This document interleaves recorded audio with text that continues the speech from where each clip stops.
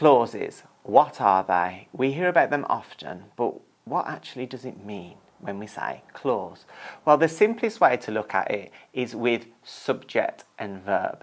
If you've got a subject and verb, you have a clause. For example, I ran. Here in this structure, ran is the verb.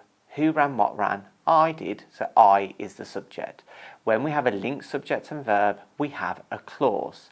We can use that clause, put a full stop on the end, a capital letter at the start, and that single clause can also be a sentence. We refer to this as a full independent clause or a single clause sentence. These are both the same thing.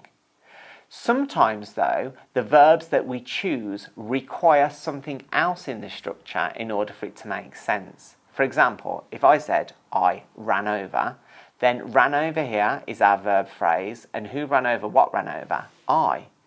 You can't just say, I ran over, because what did you run over? Some verbs, transitive verbs, require an object, and other verbs, linking verbs, require a complement in order to finish the structure. So let's look at a transitive verb, ran over or cooked. If we say what I ran over and what I cooked, then the structure will make sense. So I ran over her foot. I cooked a chicken. Here we've added the noun phrase her foot and a chicken, and now the whole structure makes sense. We've got a subject verb object structure, and this is now our clause structure.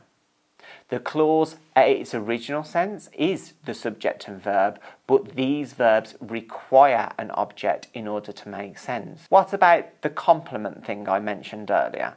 So when we use is, are, am, was, were, and other linking verbs like looks and appears and seems, we then put a complement after it.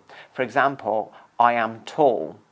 You wouldn't just say I am full stop, because what are we referring to?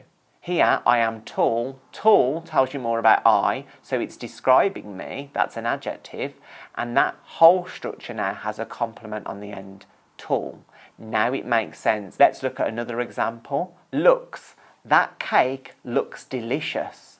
The verb here is looks. Who looks what looks? That cake. But we can't just say that cake looks. It requires a complement in order to finish the sentence. So, that cake looks delicious. What does delicious tell us more about? That cake, so it's an adjective, and here we have a complement. Let's recap then. A clause can be as short as just a subject and a verb, I ran. But when those verbs require objects, like transitive verbs, or they require a complement in order to make sense, that clause then expands to include the complements and the objects as well.